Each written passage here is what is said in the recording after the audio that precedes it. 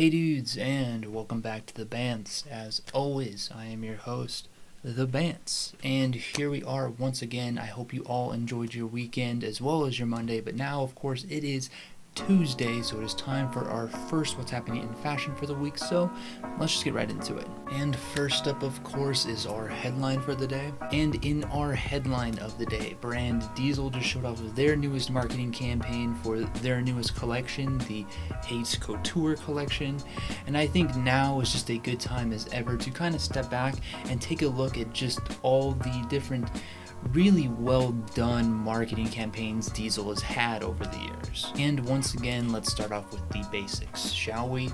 Diesel was founded as a brand back in 1978 by two people, those two people being Adriano Goldschmied, who is now known as the godfather of denim, as well as Renzo Rosso, who is known as the jeans genius. And even though denim and denim jeans had existed long before these two came around, to many people, Diesel was considered to be really the first ever designer denim brand. And even though Diesel really didn't do much advertising up until the early 90s when they adopted the For Successful Living slogan, even then, right off the bat, when they did start to do marketing, they were already doing very eye-catching and provocative material. The one to me that probably comes to mind first being the David LaChapelle picture of the two male sailors kissing. And ever since then, we've seen a whole bunch of different very eye-catching campaigns out of Diesel. Everything from the provocative ones like the one I just showed, to some very politically charged ones as well, even some more playful ones which have been very catchy too. The one that happens to be the most prevalent for me being the Be Stupid campaign back in 2010, which really got a lot of people in my generation's eyes back onto Diesel for doing something that seemed so kind of quirky and simple yet genius at the same time. And yes, I do get the irony of that statement. And all of this now has led up to this year, where we've seen two really major ad campaigns from the company. The first of which being their knockoff campaign, which they did earlier this year, where they actually did a play on knocking off their own designs and even selling them in select locations that felt like places that would sell knockoff designs. And the second collection being this collection here, the Hate Couture collection, a play on the term haughty couture, and really I think they've just outdone themselves once again. Now diving into this collection, the whole major premise of this collection is just kind of a play off of internet hate, being that if you wear more of these hateful ideas and derogatory terms on yourself, that they won't mean as much as they would otherwise. And as far as the collection goes, it's really divided into two major parts here.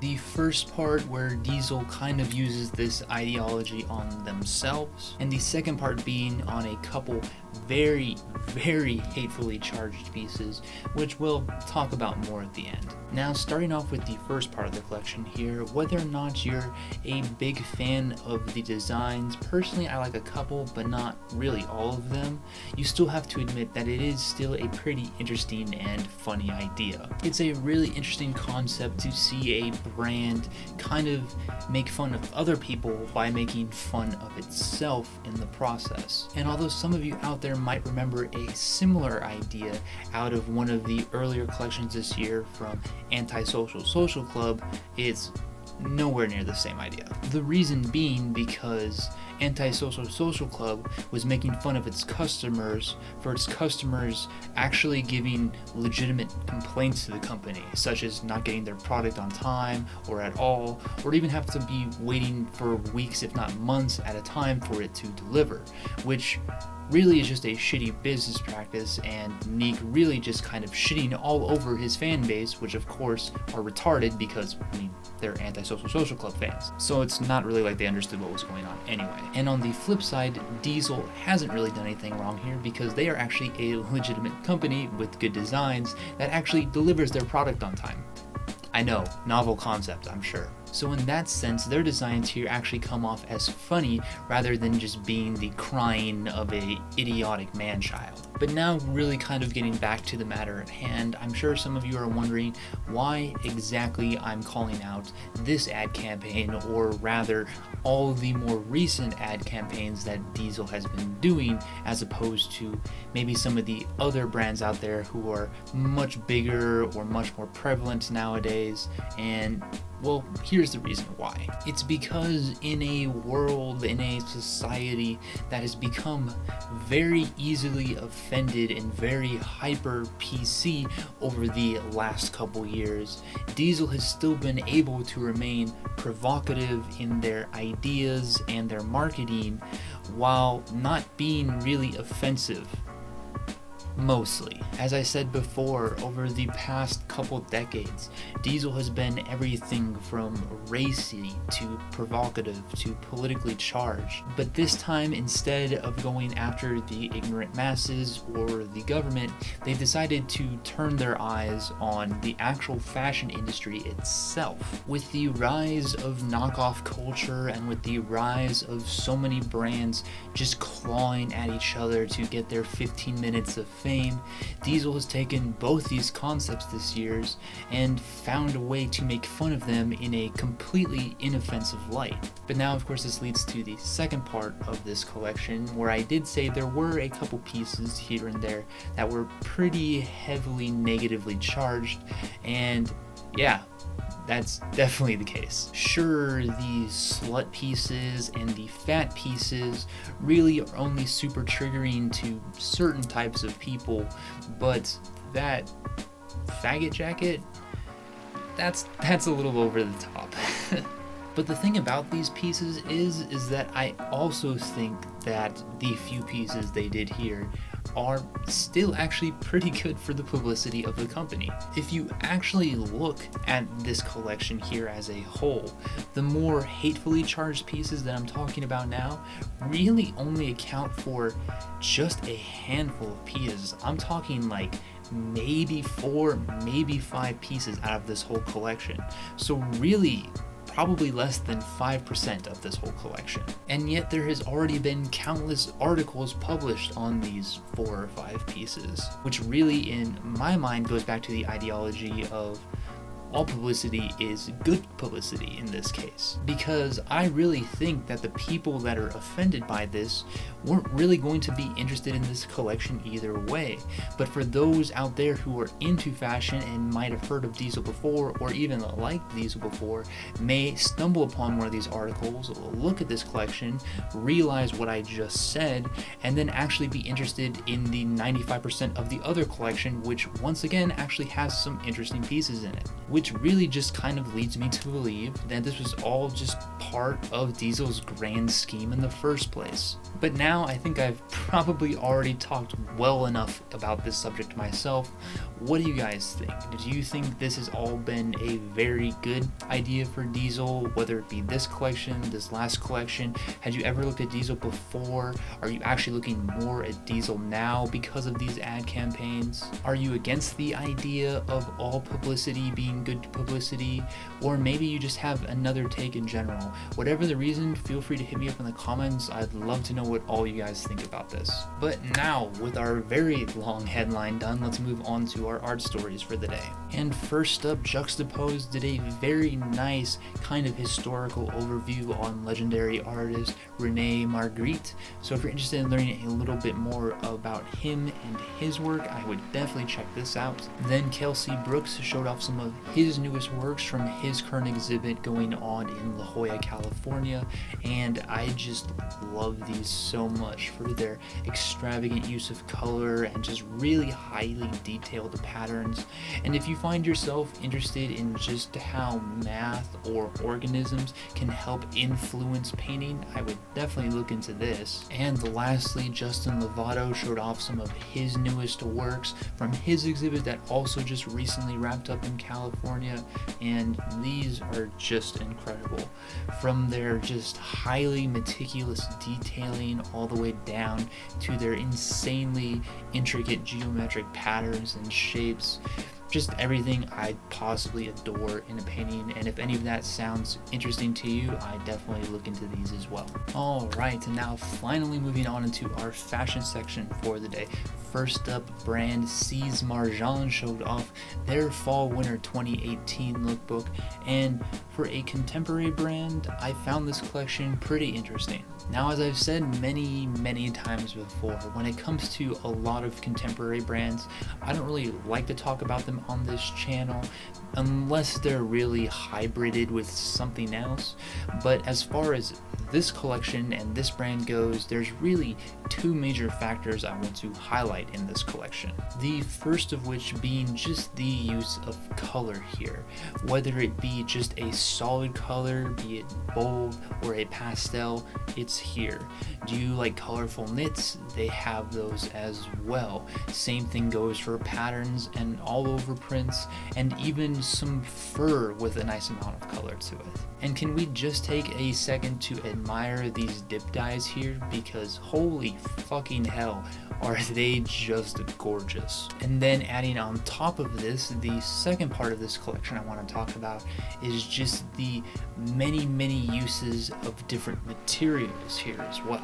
Once again, we have those furs showing up, plus a huge use of cotton and wool and even silk in, once again, those dip dyed pieces. Top this all off with some silhouettes that are fairly synonymous to the contemporary style, and you have the makings of a very nice collection. But even now, with all that said, there is one last thing I want to highlight about this collection, and that is just how cohesive it feels. For as many different ideas that are going on here, for as many different silhouettes and colors and materials, even the fact that some of these things are pastel and some of these things are bold, everything just works together so nicely. The tones and the hues of all these pieces make sense with one another, make sense in styles and outfits that go together well, and overall just makes for a really nice and interesting collection here from Sies Marjan. And if you are a fan of contemporary,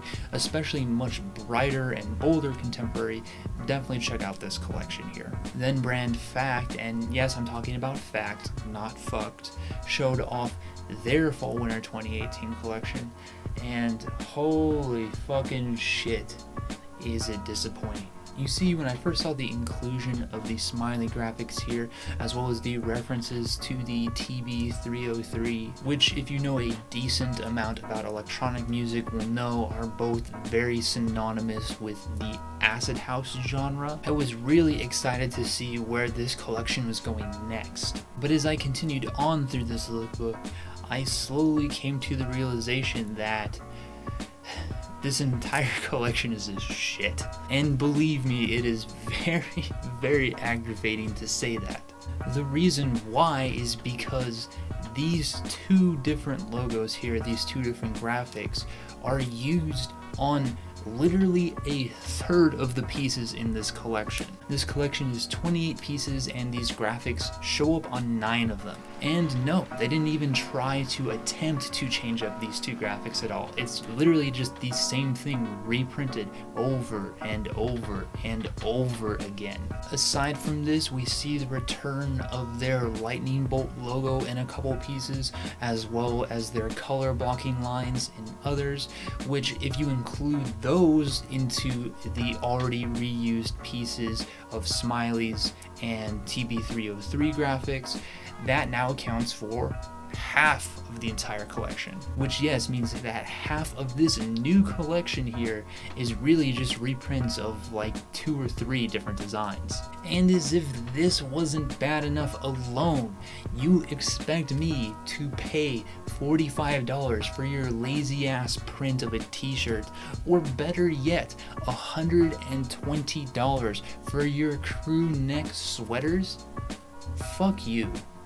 Legitimately, go fuck yourselves. Just another example of another one of those stupid t-shirt lines taking a relatively good idea, because God knows they can only really come up with one a season, and just beating it until it's a pile of shit. And lastly, let's talk about the newest collaboration between Levi's and Justin Timberlake.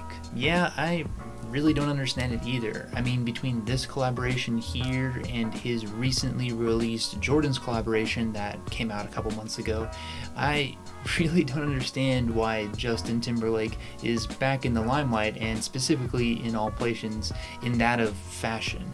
And really, I don't know anything about the Jordan collaboration because that one makes absolutely no sense in my mind. However, this one does make a little bit more sense, mainly just due to the fact that his last album, which also released very early this year, was more inspired by him growing up as a young child surrounded by kind of the life and culture and wilderness of Tennessee. Yeah, I actually did the research. So that helps to make this collection a little bit more understandable. And what do I think about the collection? Well, I mean, it's decent. There's a lot of different pieces and styles available and a lot of different materials and colors, and it really just does look like something that Levi's could have easily put out on their own without it being considered a collaboration. But even for how decent it is, it still doesn't make up for the price of this collection. Because when you have a collection that feels so similar to anything that Levi's puts out normally, you can expect me to pay $50 plus for a Levi's graphics tee or $100 plus for a pair of tapered 501s. It just doesn't make sense. But if you are a fan of that more kind of workwear Americana feel, and you also just happen to be a huge Justin Timberlake fan, I guess, then I would check out this collection here. And finally, guys, let's move on to our articles for the day. And first up, following their sustainable denim brand guide, High Snobiety put up another guide, this time on what to look for in sustainable tech wear and athletic wear and performance wear in general, going over a whole list of different materials and techniques that can be used to help make a jacket not just good for the environment but last longer as well. So if you're interested in all of those styles, genres of clothing, and are looking to kind of be a little bit better on the environment, I would definitely give this a read. Then Grail put out a list of some of their favorite Basquiat collaborations, going over everything from the low end to the high end. So if you are a fan of the artist and were looking for maybe some of his apparel, I'd definitely look into this. And lastly, Heddles did another nice article in their line of the History of series, this time on Yoshida Co, which many of you might know for their Porter brand. So if you're interested in learning a little bit more of the history of the bag company, I definitely check out this as well. Alright, and with that, guys, we reached the end of our first What's Happening in Fashion for the week. I hope you all have enjoyed, and as always, if you want to check out some photos from lookbooks I wasn't able to include or read some of the articles I talked about today, I've linked everything in the description down below. And if you are new here, then welcome. We do these What's Happening in Fashion videos twice a week, usually at the beginning and end of the week, plus another occasional video here and there. So if you're interested and want to see more, feel free to subscribe. Otherwise, if you just have any questions, comments, concerns, or even just want to talk fashion in general, feel free to hit me up in the comments. I am always willing to talk fashion. And thank you all once again for watching these videos and supporting my content. I hope you all have a great rest of your week until I see you next, and as always, until next time.